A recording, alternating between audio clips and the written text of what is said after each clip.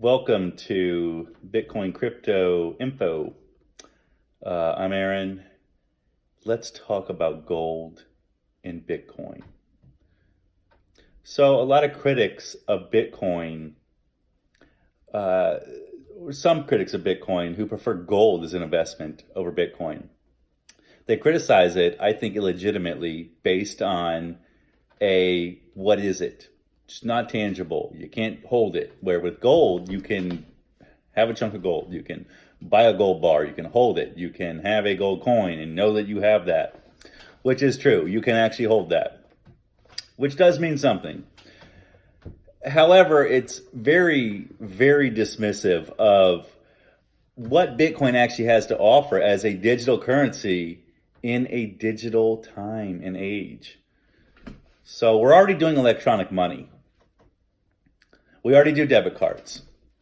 Regular dollar bills, fiat currencies and stuff, they're already not being overly used. Right now, most people are doing debit cards, they're swiping, they're not breaking out actual dollars. We're learning that system of payment is not that efficient. That's why we have debit cards. So we're already kind of prepped for a cryptocurrency type of payment system, global payment system.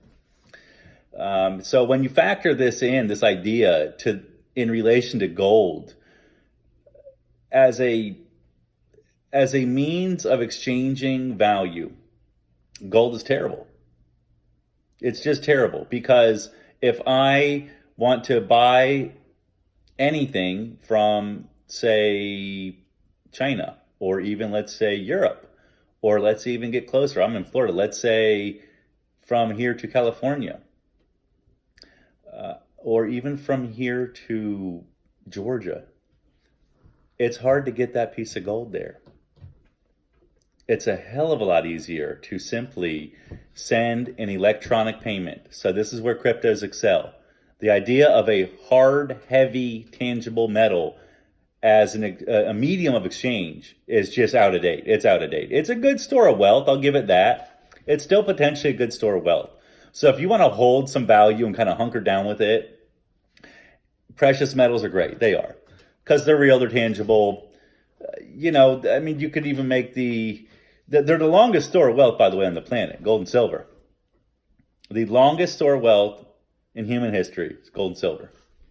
And that means something, that does.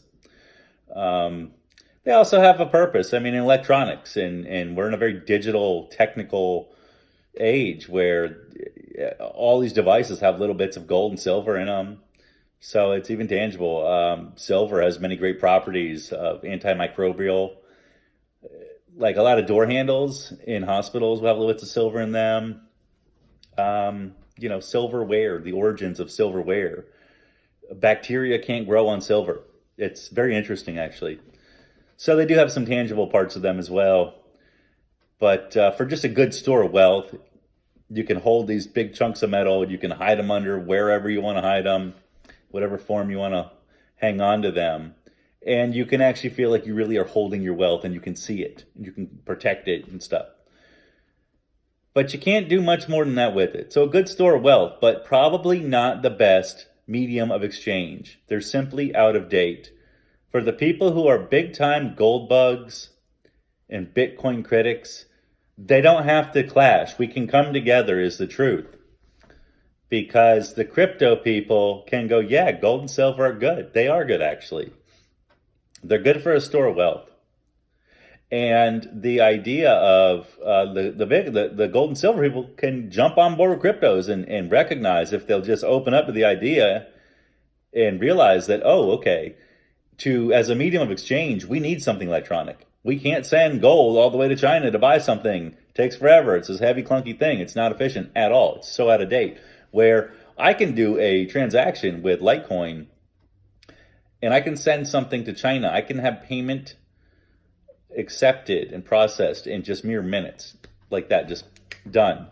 With Litecoin, you can't do that. It'll take you days and days and weeks even, maybe, to get a chunk of gold all the way to China for a payment of whatever.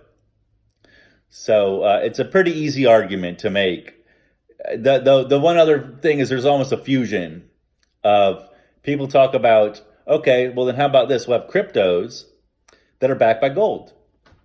That way they have a tangible thing behind them. So you create a cryptocurrency, and for every one crypto token, you have basically, I don't know, an ounce of gold behind it. So that you have a real tangible value rooting it to value. For every $1 million worth of that currency that you create, you also have $1 million worth of gold to back it. So it has a real backing. And when I hear this argument, all I think of is, this is what we've already done. We have this. We have Fort Knox, and like the gold and silver, the gold isn't really there anymore. Whatever gold we think we have, maybe some of it's there. I don't know, but we are certainly not on. We are off the gold standard. We no longer do one for one. I mean, it used to have silver certificates and gold certificates where our dollar bills were backed by actual gold and silver. You can still find them here and there in circulation. They're not very common. Usually with collectors have them. I've seen a few of them. I've had a few of them actually.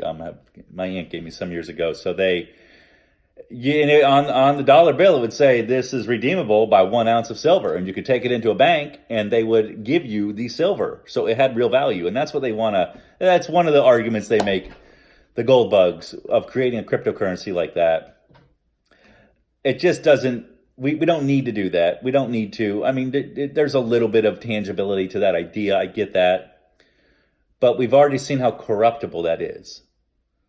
We've seen how corruptible that is, because who do you trust? You have to then trust humans to store that gold and that silver. And you got to believe that they're keeping that amount. And you got to trust that they're not going to start doing fractional reserve banking, which is what we already have in all of our banking network on the globe, really, not just here in America. There's no need for that. There's just no need. It's too corruptible. The beauty of cryptos is that you remove the human corruption from the equation for so many different applications. This is why cryptos will absolutely, or let's say blockchain, the blockchain will absolutely be integrated into all facets of business and just life in general that we have. Anything tech. I mean, you name it, it's going to have the blockchain incorporated into it in some form or fashion. The blockchain has the ability to replace the bank itself, because we can do peer-to-peer transactions. We no longer need the blockchain. We no longer need the bank.